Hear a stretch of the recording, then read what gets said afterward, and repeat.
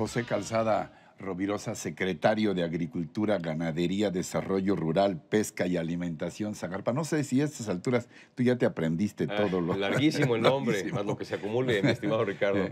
Secretario, gracias por estar con nosotros este día, esta noche, para preguntarte concretamente de una primera evaluación de esta reunión que nos llamó mucho la atención, que sostuviste hace apenas unos días, menos de una semana, con tus contrapartes, tus homólogos, tanto de Canadá como de los Estados Unidos, de Canadá, Lawrence Macaulay, y de los Estados Unidos, Sonny Perdue.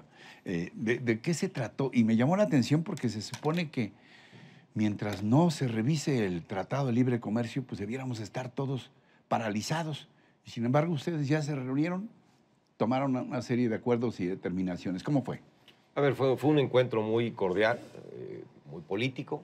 El secretario de Agricultura de Estados Unidos, Sonny Perdue, fue gobernador del estado de Georgia. Ahí nos invitó a tener un encuentro en la ciudad de Savannah. Que es un estado muy de agricultores. Es muy agrícola, exactamente. Muy agrícola. La gran parte de la población se dedica a la agricultura. Es un estado con muy buenas condiciones para producir.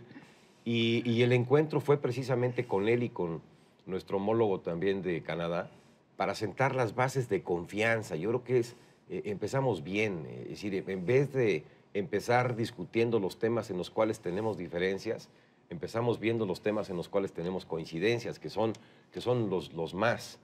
El Tratado de Libre Comercio, y así lo aseguramos, así lo declaramos los tres secretarios, ha sido benéfico para los tres países en el capítulo agroalimentario.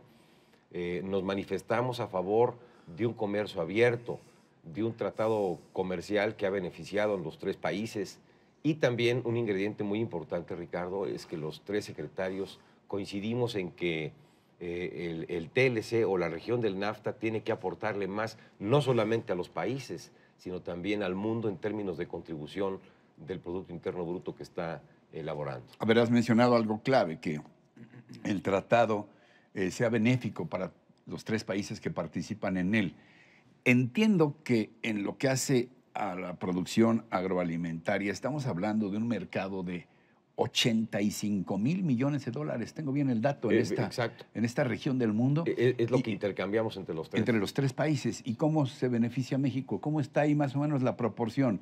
Porque uno de los señalamientos a la urgencia de revisar drásticamente el TLC es precisamente que haya grandes cambios, porque en algunos sectores es muy inequitativo.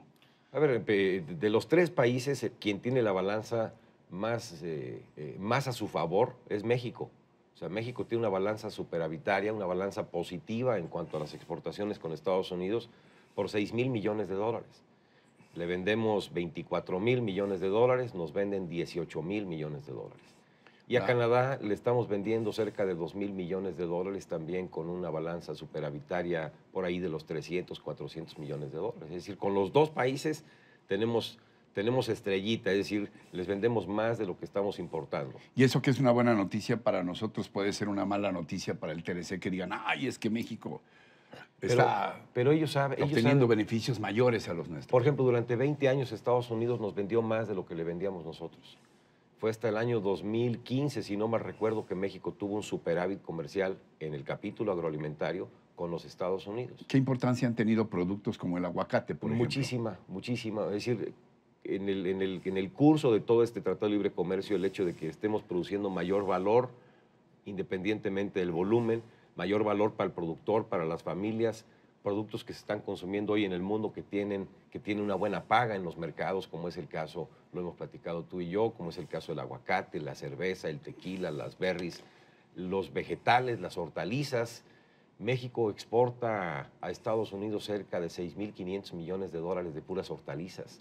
El hecho de que hayamos pasado de ser compradores netos de carne de bovino, de carne de toro, de carne de res, a exportadores importantísimos por más de 200,000 toneladas de carne de res. Bueno, pues eso es valor. Sí, en efecto, importamos algunas cosas. Por ejemplo, maíz amarillo, estamos importando cerca de 13 millones de toneladas. México es productor neto de maíz blanco, que es el que comemos en las tortillas, etcétera. Importamos maíz amarillo, pero es un bien intermedio. Maíz amarillo, aquí engordamos los toros o engordamos pollos, etcétera, y después exportamos la carne de res. Ya somos de los principales productores, ¿no? De la carne de res en el mundo. Somos de carne de exportación, somos quinto, sexto, ¿no? Por ahí. Es muy importante. O sea, México se ha convertido en un gran activo mundial en cuanto a la producción de carne de res. ¿A qué atribuyes que el crecimiento agroindustrial en México sea, entiendo, prácticamente del doble del crecimiento de la media nacional, que andamos alrededor de los 2%? Acá es el 4%. 4 y cachito. 4 y cacho. Bueno, Sí. muy bien. Yo diría el 2% aquí. Bueno, ya no hacemos tantas cuentas. Ojalá fuera el 2%. Andamos 1,5%, casi el triple. Casi el triple. Sí, casi el triple. De hecho, Ricardo, el primer trimestre de este año, del 2017, el sector primario en el primer trimestre creció 7.6%. O sea, impresionante el crecimiento que hemos estado teniendo en el sector agroalimentario. ¿A qué lo atribuyes? Se lo atribuyo a que se ha invertido más en el campo. Los productores entendieron de manera muy concreta de que tenían que modernizarse, tenían que añadirle valor al producto. No es lo mismo vender un aguacate que vender guacamole, no es lo mismo vender un coco que vender pues agua de coco, crema de coco, shampoo de coco, jabón de coco.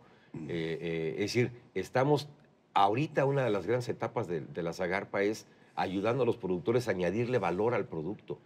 Generar más empleos y que en lugar de mandar los productos tal cual salen prácticamente de la tierra, tengan un proceso adicional que les dé mayor valor. Pero a ver, del mercado. Es 5 veces. Por ejemplo, un coco a pie de palmera vale 6 pesos. Un coco industrializado, que tampoco es digamos, tan gran cosa, tan complejo industrializar con un producto o subproducto, pues vale 30 pesos, 6 a 30 pesos. Esa es la diferencia. Por eso México está avanzando de manera mucho más acelerada. Un día me lo preguntaba el anterior secretario de Agricultura de Estados Unidos, Tom Vilsack, que llegamos a ser muy buenos amigos. No obstante, cosas siempre y detalles y diferencias.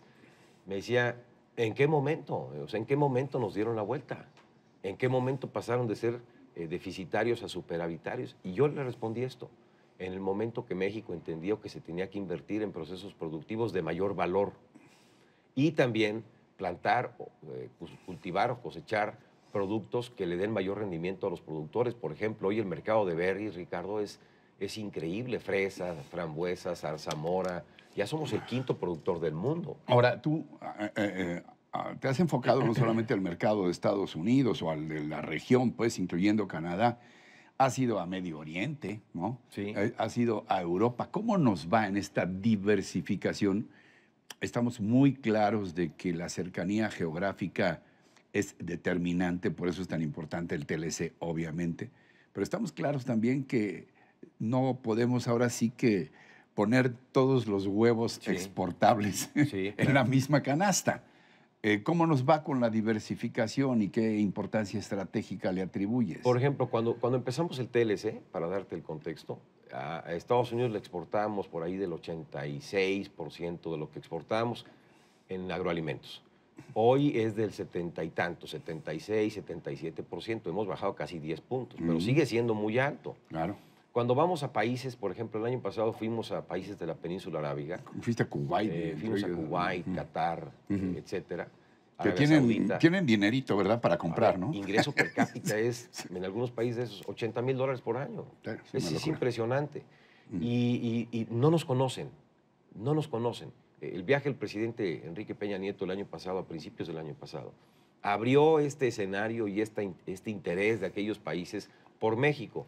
Y nos platican que cuando platicaba y dialogaba con los dignatarios de aquellos países, pues le decían, oye, lo que nosotros queremos comprar a México son alimentos. Entonces, el presidente después nos envió 2 meses después y logramos ventas importantes. Pero mira, no nos conocen. Parte de las preguntas que nos hacían los compradores de mariscos, los compradores de carne de res, etcétera, de miel, decían, México tiene mar, México tiene agua, a México llueve. Es decir, no nos conocen muchas partes del mundo.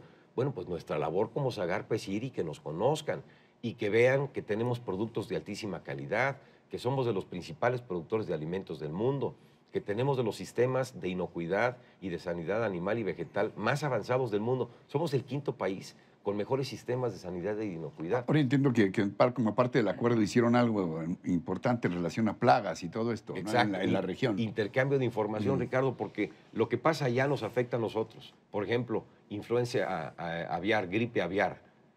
Hace un par de años en México tuvimos que sacrificar 25 millones de aves. Ahí no habría fronteras ni muros. Ahí no hay fronteras, ahí no hay nada, ahí vuelan.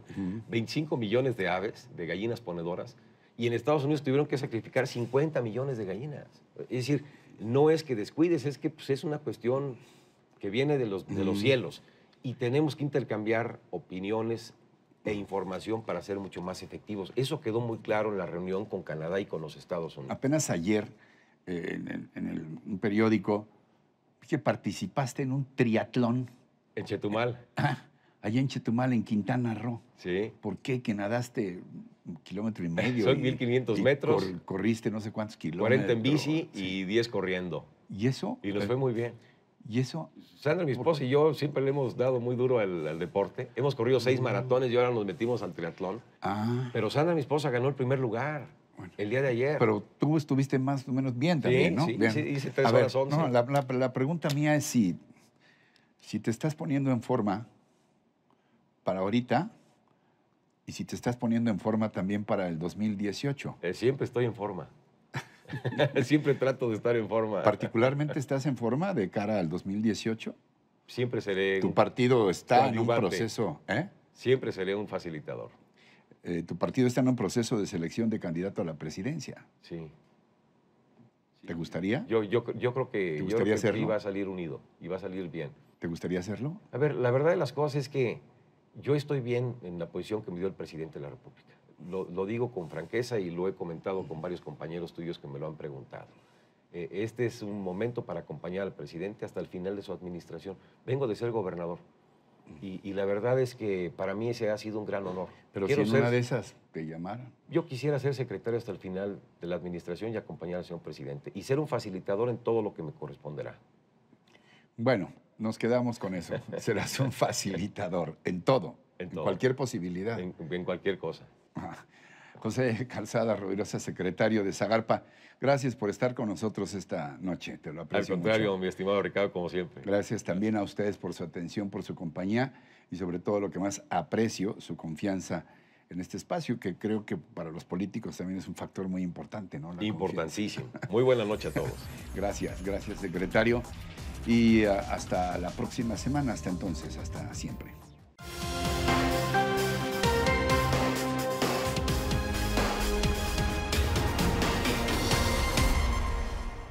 Las manifestaciones en Venezuela contra el dictador Nicolás Maduro han dejado 75 muertos y la solución a la grave crisis se ve distante ante la cerrazón del gobierno chavista de permitir se realicen elecciones y se liberen a los presos políticos. La intención del gobierno en borrar de un plumazo a la Asamblea Nacional, en donde la oposición es mayoría, y pretender sustituirla por otra al gusto y acomodo del dictador, están llevando a Venezuela a una gravísima crisis constitucional. Las violaciones a los derechos humanos más elementales se recrudecen y las recomendaciones de la comunidad internacional para encontrar una solución pacífica han sido rechazadas por Maduro, que desprecia el sentir de su propio pueblo. El régimen chavista se aferra al poder, pero poco le servirá gobernar sobre sus propias ruinas.